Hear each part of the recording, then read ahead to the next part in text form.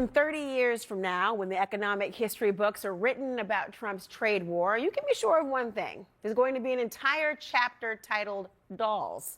The White House appears to have latched on to this idea that promoting austerity measures for kids explains their case. And each day, there's a new message about dolls. So let's take a look at how this has evolved, shall we? I want to start with Trump on Sunday when he was asked about the potential for empty shelves. I'm just saying they don't need to have $30. They can have 3. They don't need to have 250 pencils. They can have 5. But you're basically saying there could be some supply shortages because of the tariff. We don't have to waste money on a trade deficit with China for things we don't need, for junk that we don't need. I would have gone with the pencil analogy longer because it just resonates with school-age children and parents. But okay, your kids don't need more junk. But then Treasury Secretary Scott Bessent had a new message for the boys and girls in America. Don't be sad about the dolls.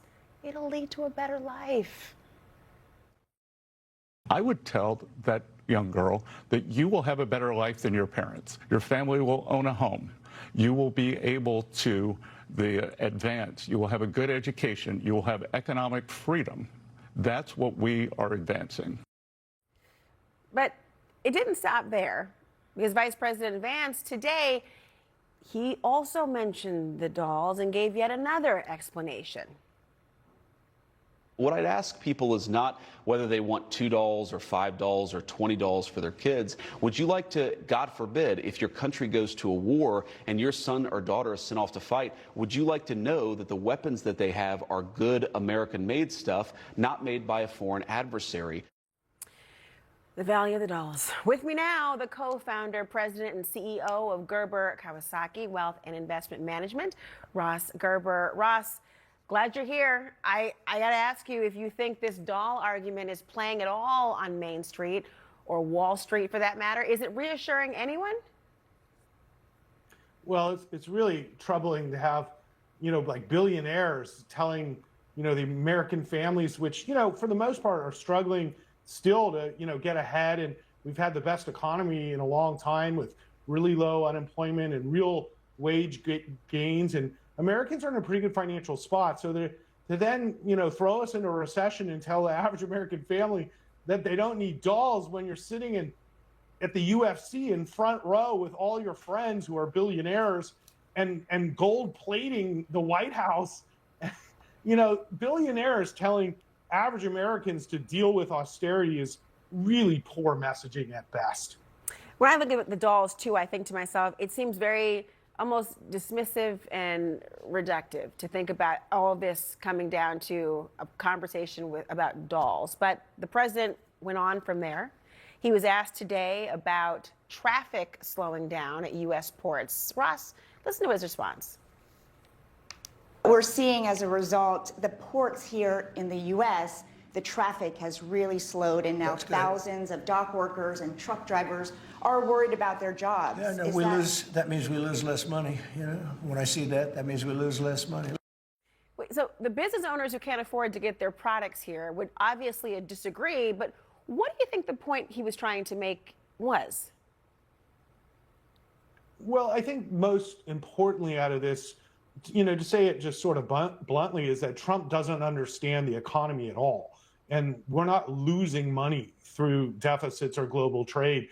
It's a transference of goods and capital for different needs. And in America, for example, the doll argument is absurd because really what Americans want is choice and low prices. And that's what's really driven capitalism since the beginning of time, is the idea of having, full competition globally, which gives American consumers the best choices in the world. And, when people from other countries come to America, one of the first things they say is they go to a grocery store and it blows their mind, the choices that they have. So taking choice away from Americans just isn't going to play well. So they can keep trying to sell Americans about austerity. But when people start losing jobs for real, it really dramatically affects real families. We're going to see a turn in sentiment against this administration if they don't come to terms with the fact that there isn't an immediate return to growth just when you completely, throw the whole trade, system into an imbalance. So So what we could have is a pretty bad recession, and in the best case scenario, no growth. And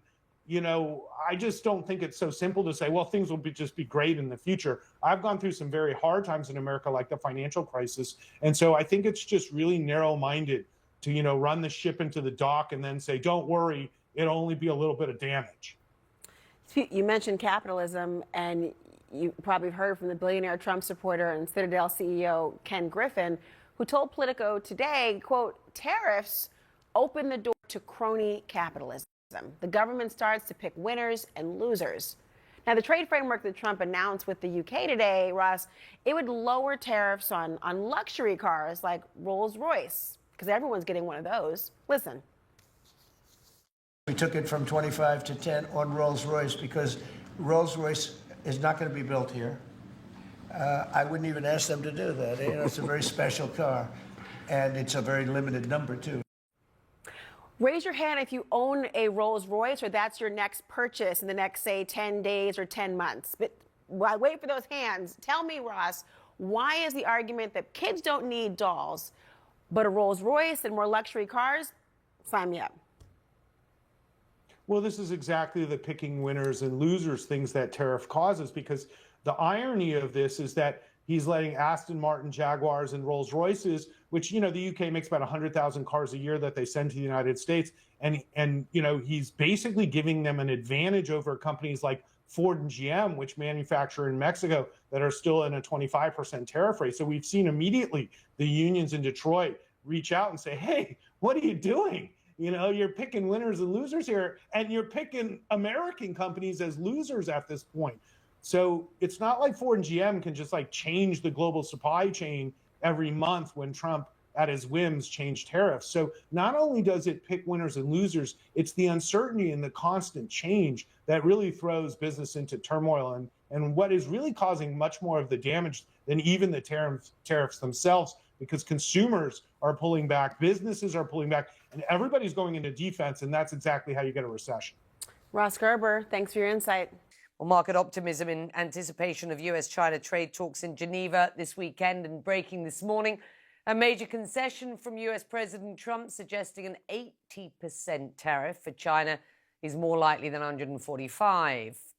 Well, Chinese exports to the US sank by 21% in April, right as new tariffs took effect. But in a surprise to the markets, China's total exports actually rose more than 8% last month. Well, Justin Wolfers joins me now. He's a professor of economics and public policy at the University of Michigan. It's good to have you, Justin. What can we expect from the first round of these talks between the US and China in Switzerland this weekend, do you think?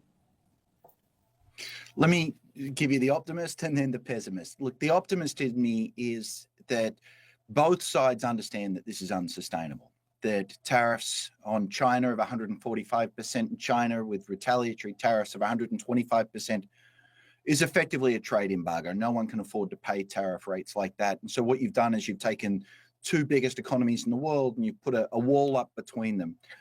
And even if that were your medium-term goal, you wouldn't want to do it all at once. You've left American manufacturers unable to get parts or inputs into their production, and likewise in China as well. So it's the American tariff on China is bad for people in America and bad for people in China. China's tariff on America is bad for people in China and bad for people in America. Hopefully they'll bring it down. The problem, of course, is that this is an issue that's been central to the president. Sorry? Yeah, you're right.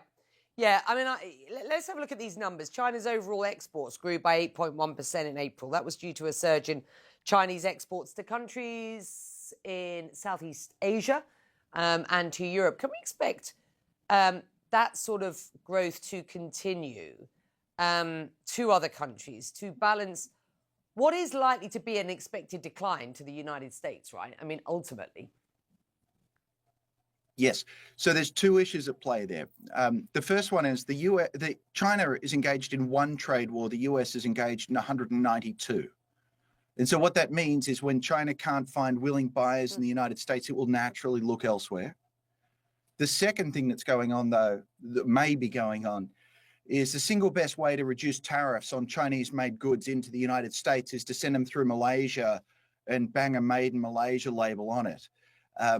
That's not really how trade is meant to work, and it probably breaches a bunch of rules, but I have a sneaking suspicion when the incentives are this sharp that that's some amount of, if not what people were doing this month, what they'll be doing in future months.